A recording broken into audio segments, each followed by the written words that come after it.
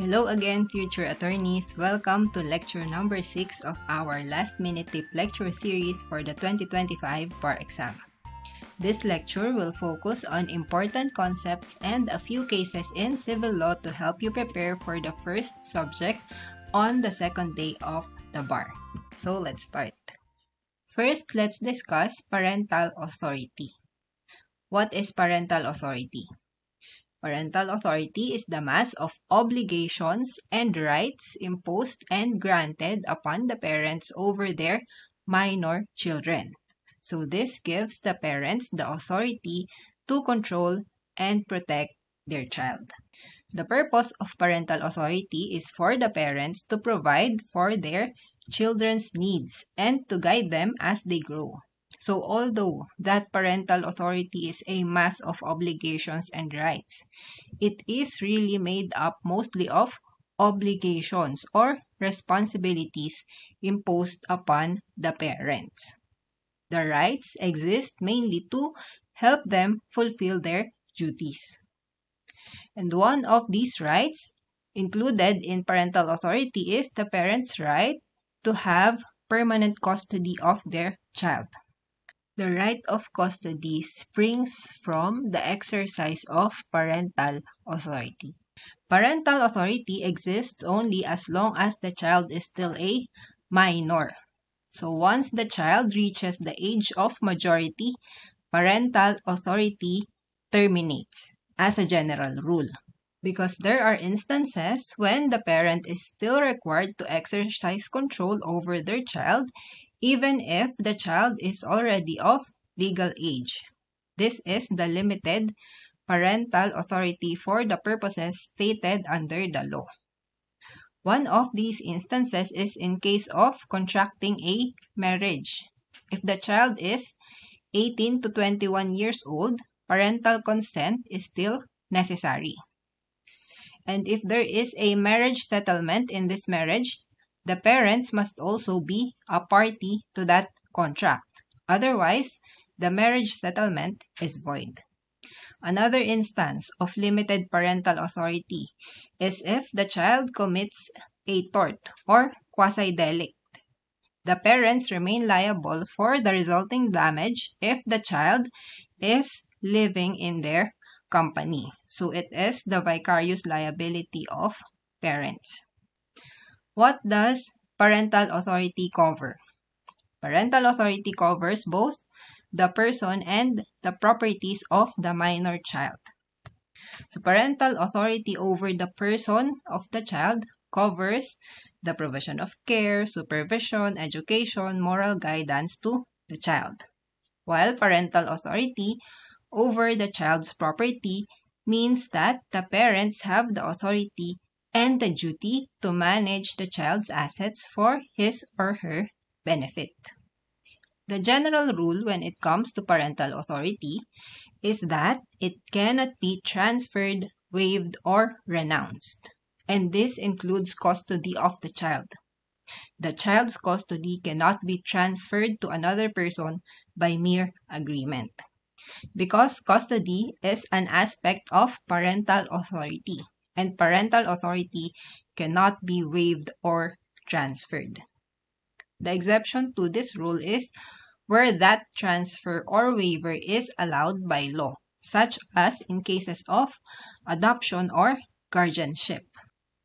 What about in case of surrogate mothers? A surrogate mother is a woman who carries and gives birth to a baby for someone else, usually because the intended parents cannot carry a pregnancy themselves. The surrogate mother may or may not be the baby's genetic mother, depending on whether her egg is used in conceiving the child.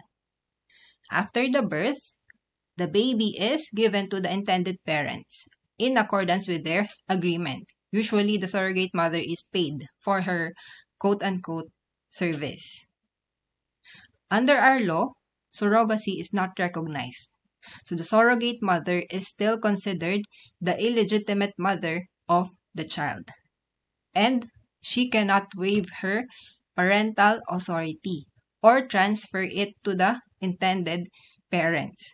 In other words, the surrogacy agreement is void under our laws. So who has parental authority over the minor child? The answer here is it depends.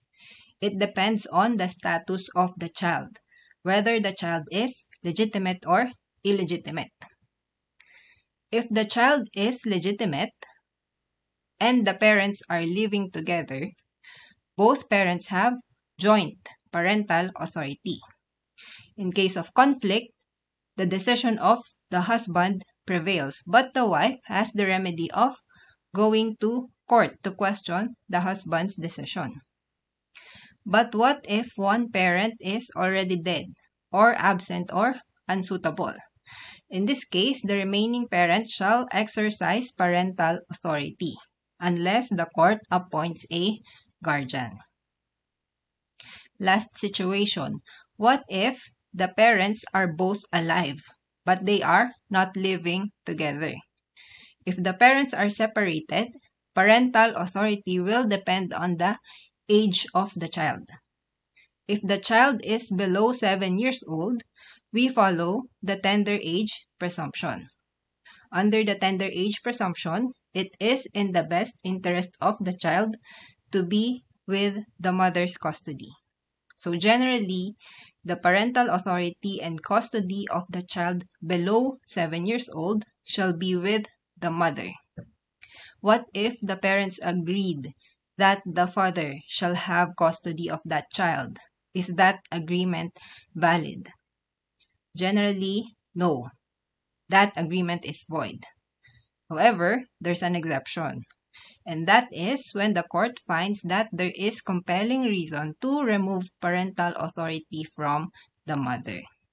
What are these compelling reasons? It can be neglect or abandonment of the child, drug addiction, insanity, maltreatment, habitual drunkenness, etc. But what if the mother leaves the child in a daycare center while she works? Is this considered a compelling reason already to deprive the mother of parental authority? Not necessarily. So leaving the child in a daycare center for the mother to work does not automatically amount to a compelling reason, unless it's shown that this act constitutes abandonment or neglect of the child. Note also that to remove parental authority of a child below 7 years old from his or her mother, a court order is necessary to determine the existence of compelling reasons. How about if the child is 7 years old until before he or she turns 18? This time, there's no more tender age presumption. So either the father or the mother can have parental authority, and they can still have joint parental authority. Remember that we are still talking about a legitimate child. But who determines who between the parents should exercise parental authority? So first situation, the parents can agree between themselves. This time, the agreement as to parental authority and the custody over the child is valid. But next situation, if the parents cannot agree. If the parents cannot agree, the parent designated by the court shall exercise parental authority. And how does the court decide in custody cases? The court always considers what is in the best interest or welfare of the child.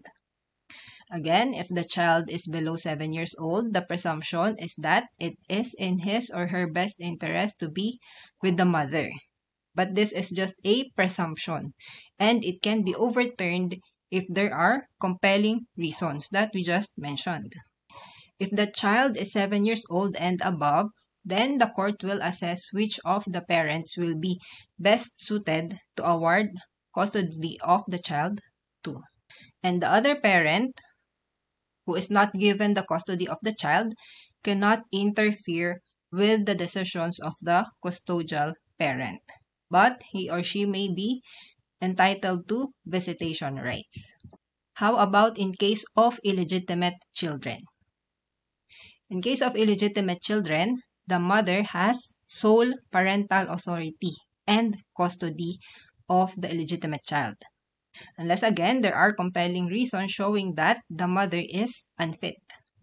If the court found that the illegitimate mother is unfit to have custody and parental authority of the child, who will exercise parental authority? Is it the illegitimate father? So no, it's not automatically the illegitimate father, even if the father recognized his illegitimate child. If the mother is found unfit, the parental authority shall be exercised by persons having substitute parental authority in order of priority under the family code. So now let's talk about substitute parental authority. This applies when the parents of the child are either dead, absent, or unavailable, and there is no court-appointed guardian for the child. In default of the parents, there is an order of priority of the persons to exercise substitute parental authority. This is the order. First is the surviving grandparents. In case of a legitimate child, both maternal and paternal grandparents may exercise substitute parental authority. But can the maternal grandparents invoke the tender age presumption of the child if he or she is below 7 years? So no, the tender age presumption is available only to the mother, not to the maternal grandparents. If there are surviving grandparents in both the maternal and the paternal side, the court will determine who will have custody of the child, considering the child's best interest. In case of an illegitimate child, only the maternal grandparents are entitled to substitute parental authority.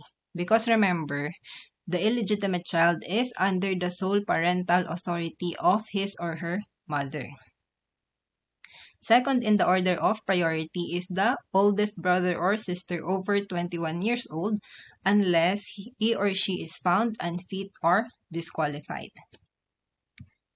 Third is the actual custodian of the child over 21 years of age unless, again, unfit or disqualified. Remember this. This is the provision that can authorize the illegitimate father to exercise substitute parental authority over his child. If the illegitimate father is the actual custodian of the child, then he may be given substitute parental authority if there are no surviving grandparents or siblings. And last in the order of priority are heads of accredited children's homes, orphanages, and other similar institutions. So when parental authority is granted solely to the mother, as in the case of illegitimate children, substitute parental authority shall be exercised by the grandparents or other persons specified in the family code. This is the ruling of the Supreme Court in Gabun versus Stock Sr., decided in 2023. The court in this case clarified that this rule does not necessarily mean that the illegitimate father is disqualified from exercising substitute parental authority. As we mentioned, the father may be entitled to exercise substitute parental authority if he is the actual custodian of the child. Question: is the order of priority applied mechanically? Does the court have any discretion in awarding substitute parental authority, or must it simply follow the order provided in the family code? Under case law, the order of priority of substitute parental authority should not be mechanically applied. The court must still consider what will be in the best interest of the child. Specifically, the factors stated in the rule on custody of minor, such as the child's health, safety, and welfare, and the most suitable physical, emotional, spiritual, psychological, and educational environment for the minor's growth and development. In Gabun versus Tok Sr., this is a custody battle between the minor's collateral grandparents and his illegitimate father. The trial court awarded custody of the child to the illegitimate father, relying on the result of the paternity test, showing 99+% probability of paternity. The collateral grandparents appealed. So in this case, the Supreme Court remanded the case to the trial court for the determination of who is best to have custody of the child. The Supreme Court said that the trial court erred in overly relying on parentage as basis for the award of the custody. Remember, the main criterion in custody cases is the best interest and welfare of the child, not the relationship. So if there's a question about custody cases in the bar, don't forget your keywords: best interest or welfare of the child. And just because the family code provided a list or order of priority of persons to exercise substitute parental authority, it doesn't mean that the list should be mechanically applied. The court should still assess what is best for the child's interest. And lastly, let's just recall, the illegitimate father is not automatically disqualified from exercising substitute parental authority, even if sole parental authority is granted to the mother, as in the case of an illegitimate child.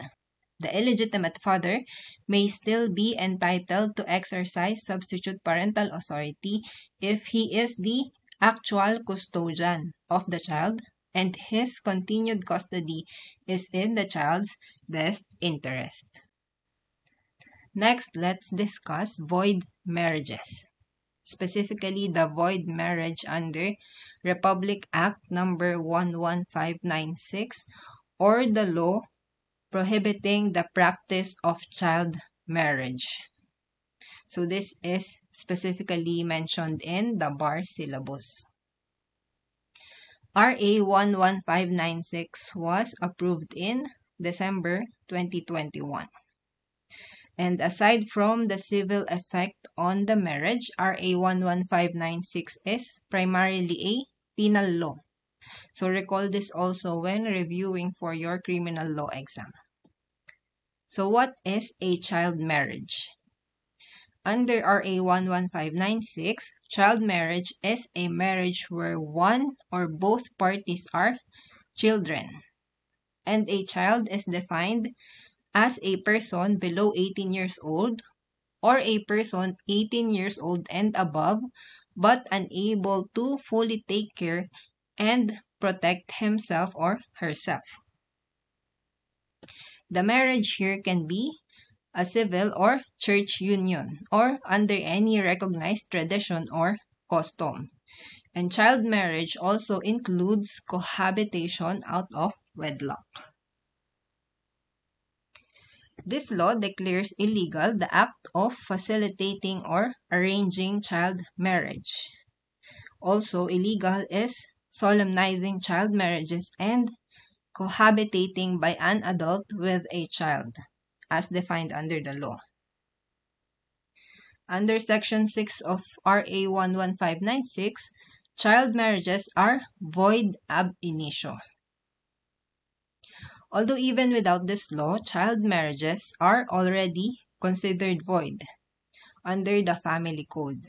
Because remember that legal capacity of the parties is one of the essential requisites of marriage.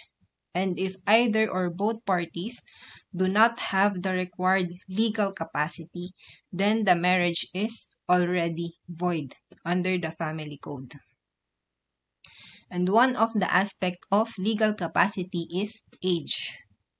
A person must be at least 18 years old to be able to validly enter into a contract of marriage. The essence of RA 11596 is not really the declaration of child marriages as void, but the imposition of penalties for the unlawful acts. Next topic, and this is still under void marriages. Psychological incapacity under Article 36 of the Family Code. Psychological incapacity is one of the grounds for the declaration of nullity of a marriage. Our prevailing jurisprudence in psychological incapacity is the case of Tan Andal versus Andal, which is again mentioned in this year's bar syllabus. In the Andal case, the Supreme Court clarified what is meant by psychological incapacity as a ground for the declaration of the nullity of the marriage. The Supreme Court essentially defined psychological incapacity as pertaining to the personality structure of a person. So remember that term, personality structure. So it refers to the durable and enduring aspects of one's personality. There is psychological incapacity if the personality structure of a person makes him or her act in such a way that it undermines the family. And that personality structure also makes it impossible for him or her to understand and, more importantly, to comply with his or her essential marital obligations. The court clarified that psychological incapacity under Article 36 of the Family Code is neither a mental incapacity nor a personality disorder, and that it may not necessarily be due to medical causes. It can be due to ordinary events and influences in the person's life while growing up. So, expert opinion or the testimony of a medical professional is not indispensable in Article 36 cases. So, who can testify to prove the psychological incapacity of a spouse? The Supreme Court said that ordinary witnesses who know the spouse before the marriage can testify as to the consistent behaviors of that spouse that the witness observed. So who are these ordinary witnesses? They can be neighbors, they can be relatives who had the opportunity to observe the behavior of the spouse before the marriage, and who can testify as to the environment and the influences that the spouse grew up in, as well as important events in his or her life relevant to the finding of psychological incapacity. From there, the judge will decide whether the behaviors of the spouse really indicate an incapacity and whether that incapacity is serious enough that the spouse is unable to assume or to understand or fulfill the essential marital obligations. The quantum of proof in Article 36 cases is clear and convincing evidence, not merely preponderance of evidence. Because remember that we have the presumption of validity in favor of marriages. Psychological incapacity must be characterized by gravity, incurability, and juridical antecedents. The Andal case maintained these requirements or characteristics of psychological incapacity, but they are clarified in light of the new interpretation of psychological incapacity. So, gravity. Gravity means that the incapacity must be so serious that the spouse is unable to understand or fulfill the essential marital obligations.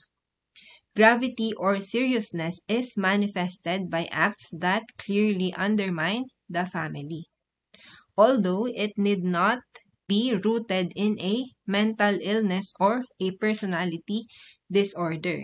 Again, it can be due to the personality structure of the spouse. And curability. It means that the incapacity cannot be cured. But incurability is a relative concept, meaning with respect to a specific partner. It is not required that the incapacity be absolutely incurable or that it be medically or clinically considered a permanent condition. The Supreme Court clarified that incurability is a legal, not a medical concept. And last, juridical antecedents. It means that the incapacity must be shown to exist prior to the marriage, and it can be testified to by ordinary witnesses who observe the spouse's behavior growing up or before the marriage.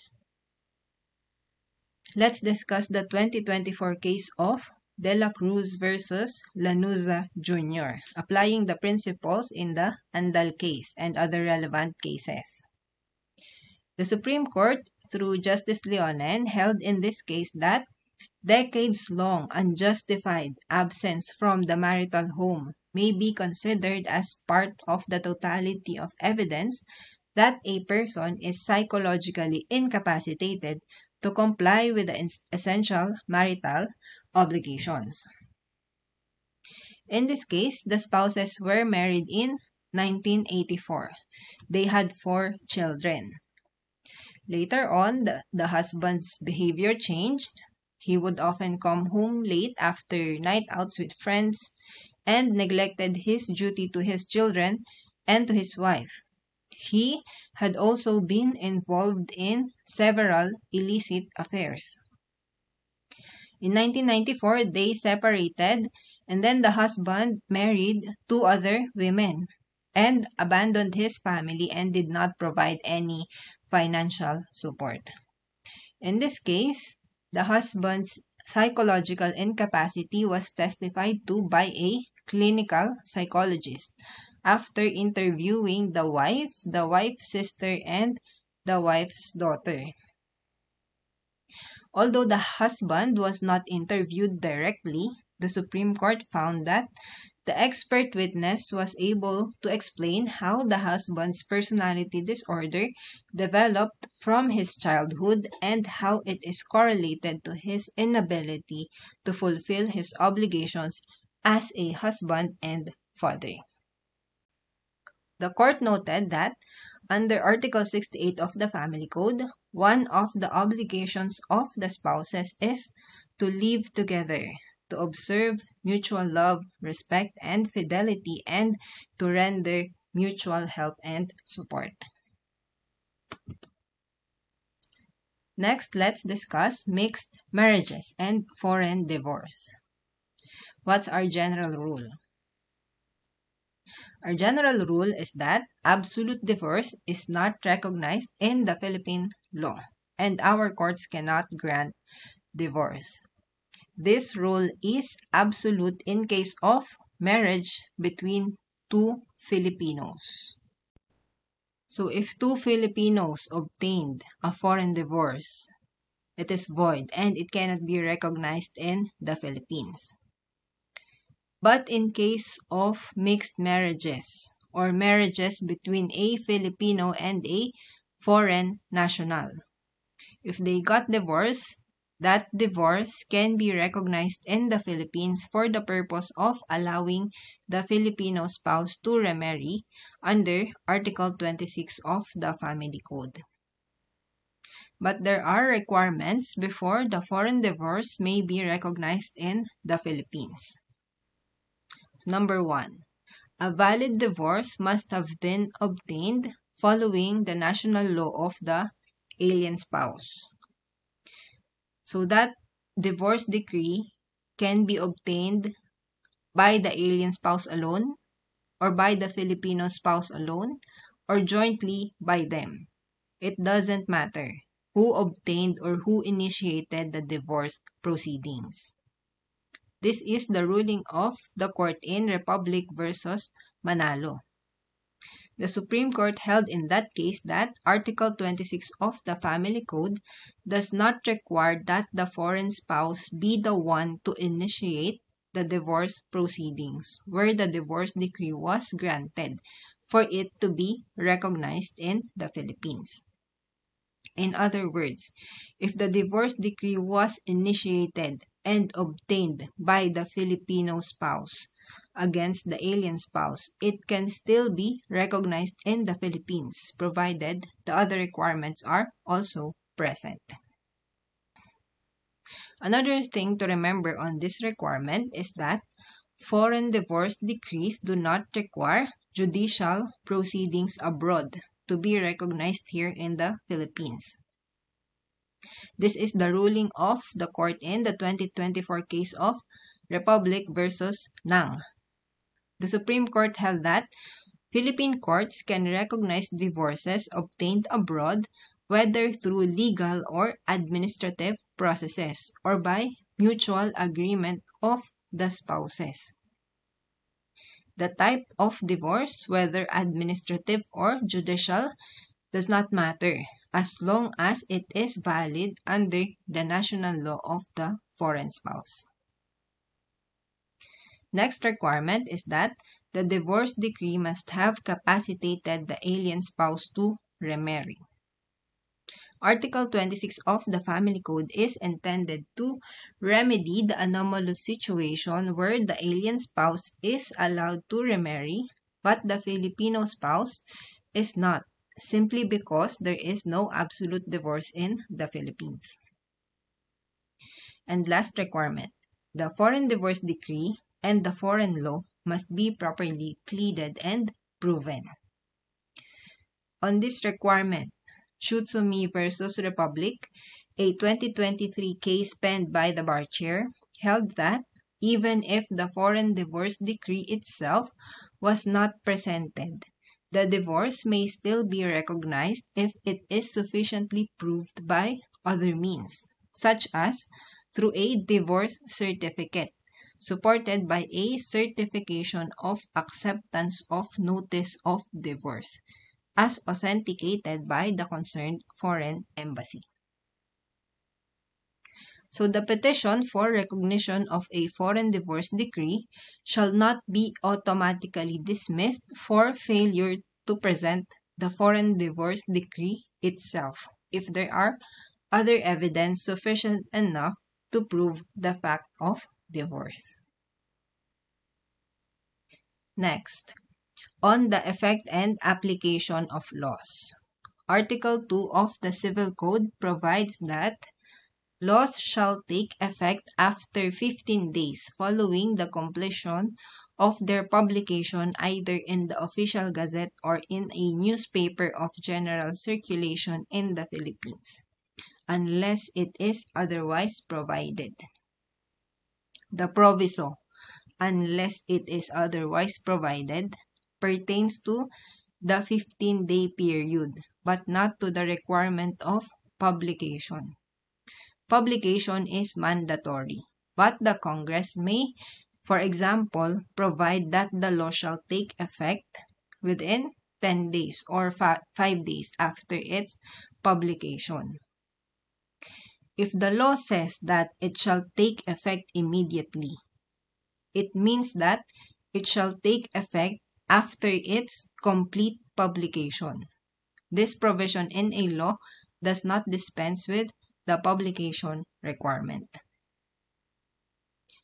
Remember that we have this basic principle, that ignorance of the law excuses no one from compliance therewith.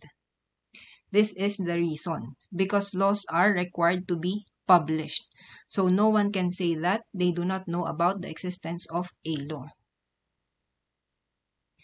But what if there are conflicting versions of the law? For example, the copy of the law as published in the Official Gazette is different from its copy stored in the National Library. Which version of the law should prevail? In DPWH versus Philippine Institute of Civil Engineers, this is a 2023 case. The Supreme Court held that the official Gazette version is controlling, and it is the official version, not the copy of the law stored in the National Library. And this is consistent with the publication requirement under Article 2 of the Civil Code. Note that under the Civil Code, there's no requirement to submit a copy of the law to the National Library. So that version cannot override the version of the law officially published in the Official Gazette as required under the Civil Code. Next, on the nature and effects of obligations. Let's talk about fortuitous events. Fortuitous event is a defense, either in negligence cases or in cases of breach of contract, or in the failure to perform obligations arising from other sources such as laws or quasi-contracts. What is a fortuitous event? A fortuitous event is an event that is either unforeseen or inevitable. So unforeseen meaning it cannot be predicted, and inevitable meaning it cannot be prevented, even though it is foreseen. Our usual examples of fortuitous events are acts of God, like natural calamities, flood, earthquake, volcanic eruptions, tsunamis, etc. The pandemic can also be considered a fortuitous event. So what's our general rule? The general rule is that no one shall be liable for fortuitous events. But there are general exceptions to this. So even if there's a fortuitous event, a person is still liable if, number one, the parties expressly provide that fortuitous event will not excuse liability. Second, if the law expressly provides. Number three, if the nature of the obligation requires the assumption of risk, like in insurance contracts. So the very purpose of insurance contracts is to protect the insured from the risks. And last, if there is contributory negligence on the part of the defendant. So even if there's fortuitous event, if the defendant is negligent in the performance of his obligations, then he remains liable. In these cases, the entire event is humanized. For example, because of the flooding brought about by a recent typhoon, the citizens of a certain municipality filed a class action for damages against the municipal mayor and other municipal officials, alleging that they are negligent since they failed to properly construct or maintain flood control infrastructures. Can the municipal officials claim that they cannot be held liable since the damage was caused by the typhoon or flooding, which is a fortuitous event?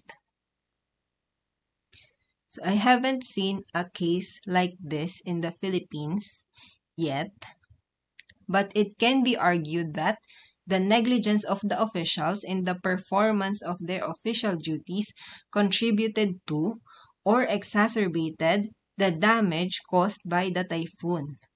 And because of this, they cannot escape liability because they are guilty of contributory negligence. Recall that negligence is defined as the failure to exercise reasonable care under the circumstances, resulting in harm or damage to another. So this is an example of how you can answer a bar question that may be unfamiliar, or maybe you haven't encountered a similar case yet. So just use a solid legal basis. It can be a simple general principle, and then apply it to the case or to the facts. Next, let's discuss a case about the principle of autonomy of wills, or freedom to stipulate under the law on contracts. This case is the National Commission on Indigenous Peoples or NCIP versus MacroAsia Corporation. This is a 2023 case. And this is a decision based on compromise agreement between the NCIP and MacroAsia Corporation. MacroAsia here is a holder of a Mineral Production Sharing Agreement or an MPSA. The MPSA was endorsed to the NCIP for the conduct of a free and prior informed consent or FPIC process, which is a requirement for the issuance of a certificate of precondition. The NCIP initially denied the issuance of a certificate of precondition due to disputes on the compliance with FPIC requirements. MacroAsia appealed and the case reached the Supreme Court. During the pendency of the case, the parties entered into a compromise agreement wherein they acknowledged and they agreed, among others, that MacroAsia conducted FPIC processes for all affected barangays, and this was validated by the NCIP. And then, the indigenous peoples issued joint resolutions of consent supporting the mining activities of MacroAsia, and that MacroAsia will continue to secure all necessary permits, and the NCIP will continue monitoring their compliance. Both parties then agreed to jointly move for the dismissal of the case. The court approved and adopted the compromise agreement. So it found that the agreement was validly executed and not contrary to law, morals, good customs, public order, or public policy. So this case illustrates the application of the principle of autonomy of wills. Parties to a contract may establish stipulations, terms, or conditions as they may deem convenient. The only limitation to this is that those stipulations must not be contrary to law, morals, good customs, public order, or public policy. You may also note the subject matter of the compromise agreement in this case. In this case, the subject of the compromise agreement are obligations provided by law, specifically the Indigenous Peoples' Rights Act or the IPRA. Next, let's discuss the easement of right-of-way. Remember that when we talk about easements, it can be either voluntary or compulsory. Voluntary easements are those agreed upon by the property owners, while compulsory easements or legal easements are those provided by law.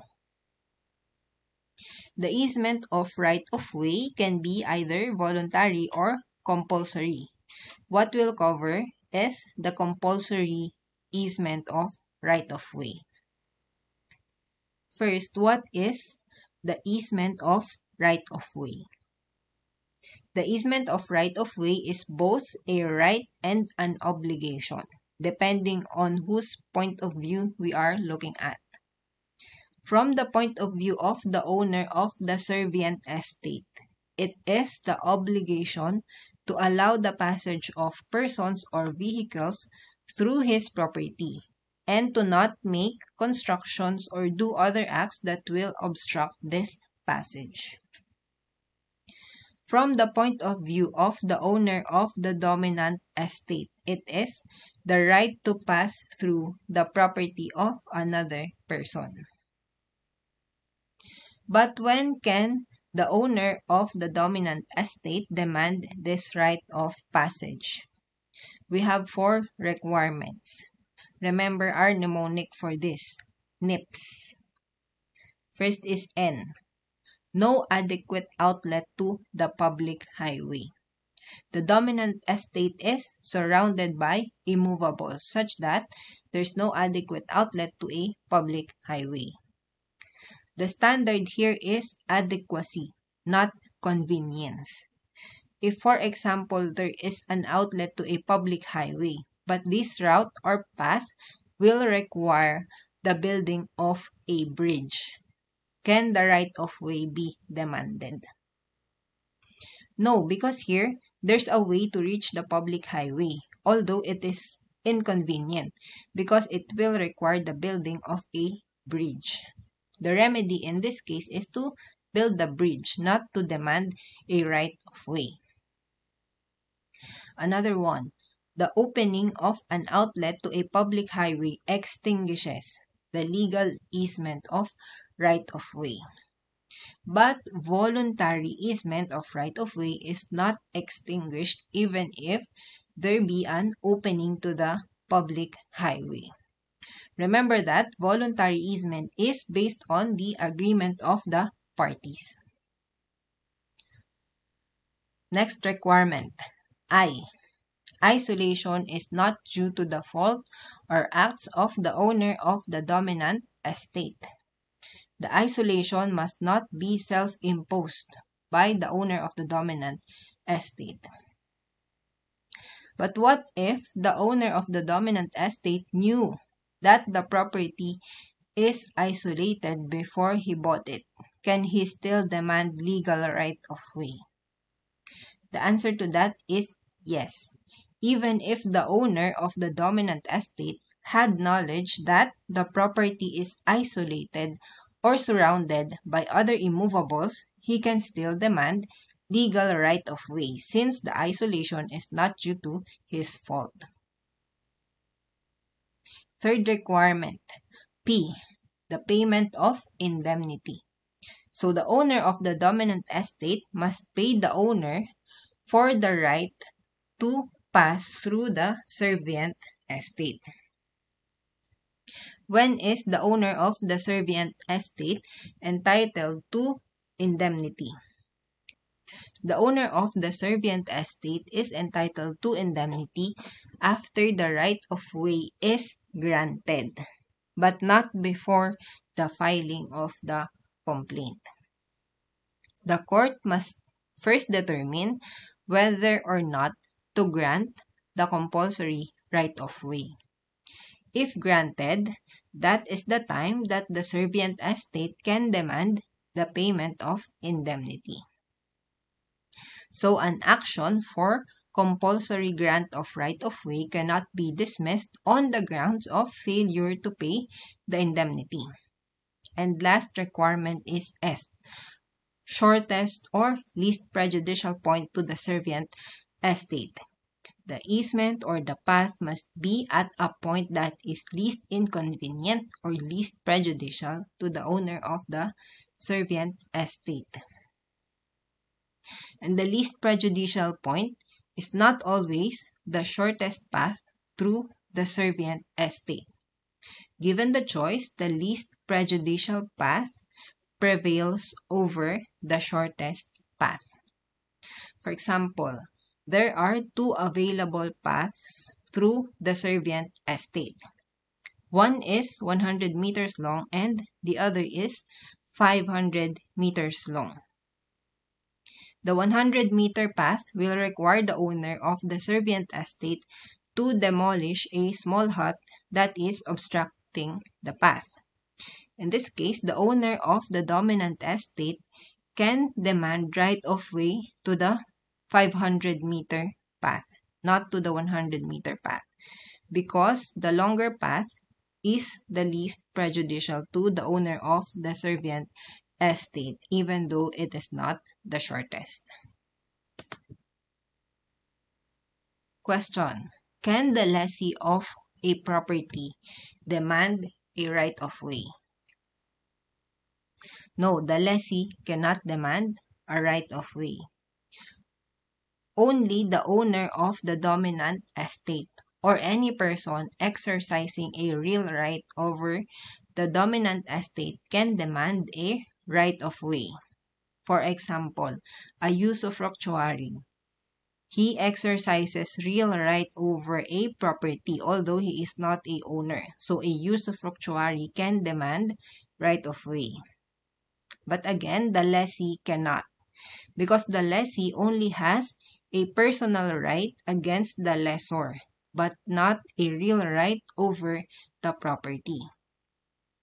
The remedy of the lessee is to demand that the lessor comply with his obligation to maintain the lessee in the enjoyment of the property, but not to demand a right of way against the owner of the servient estate.